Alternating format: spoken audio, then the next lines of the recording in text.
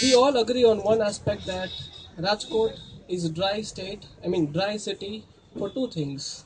First, for alcohol, and second, for literature. You don't find generally people who are with literature, who are teaching literature, or who are studying literature. So, when Shrungar came to my house last week, we were just sitting in the garden, and he asked me if I could join for the KaviTales. And I was very thankful to Shrungar for having considered me worthy to come and to share this platform. I wrote my novella, which was published last year. The novella is Snowy and the Two Souls. Before I read my work, I would like to tell you something about what inspired me to write book. Just within 2 months, I'm going to publish my second book, which would be episodes from my life. This book is doing good. It's doing very good in Rajkot. So it shadows the experiences uh, from my childhood up till my age of 32. It deals about the death of three very near people of my life. The first is my pet dog, who passed away in the year 2012. In the second part, it talks about how my nanima came to my house and how she stayed with me for 3 years and how she passed away. And the third part of the book deals with the life of my uncle, who was a great inspiration force in my life, in my journey of whoever I am. So these are the three parts which cover the entire spectrum of the book. The few pages I'm going to read is about how, as a child, I went to Jamnagar with my mother just to spend a day with my younger brother and my mother at Jamnagar. Jamnagar is a small city. It was a small city back then, 15-20 years ago. And the place where my nanima lived, it was a pure Muslim area. So you find that there is less education. People do not encourage academics. People do not encourage reading. People do not encourage the life outside that community. So I'm going to read about my experiences which I had in Jamnagar. The area is Mulla Meri.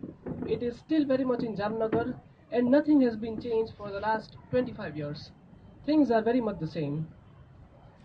So when my nanima passed away, after 2 days, I wanted to speak out my sorrow and sadness, but I was not finding a medium with who I could share. So this is how I came up with a writing. No matter how old the person becomes, the absence would always leave a space in our lives. We cry for a few days, but our lives pull us back to regularity, and slowly time heals everything. It has just been 48 hours that my nanima left me forever. Maybe. She is observing her grandchild writing about her. However, she would not understand the text in which I am writing, but surely she would grasp the sentiments. When I was a teenager, I used to go to Jamnagar with my mother and my younger brother as picnic. I could only stay for a day or two. As soon as we entered the Mulla Medi, name of the area which is a part of old Jamnagar, I would tell my mother, "Mother, it seems that we have entered in the streets of Pakistan." However, I have never seen Pakistan myself. The area where my nanima lived was mostly dominated by Muslims and smelt of ancient times. The houses were cracked and layers of cement and paint were distorted. The streets to her little cottage were very narrow. The lanes leading to her home were so narrow that one human could hardly walk across a heavy cow or a buffalo simultaneously. There was a small masjid of which I don't know the name, but as a ritual, my mother would make me to enter and seek the holy grace of Allah when we returned to Rajkot. We were also crossed by an odd dog, or a cat, or a lazy munching cow who would not move, so we had to manage our own ways. Finally, carrying our bags, we would reach to her simple cottage, greeted by a dark passage with a stinking gutter on one side and left out eggshells, and the bones of some animals on the other side of the passage. The earth was not flat. Few stones and bricks had made a dangerous terrain to cross it at night. The torch was highly recommended at night. However, my Nanima was excellent in crossing such barriers. She walked like a duck. Seeing the dissymmetry of her steps, I found it was Allah's miracle that she did not fall down. At her home, I enjoyed the stock of food which I did not have in my city. Typical homemade ice cream, a dish of potato and chana, a beetle pan of intoxicating smell, etc.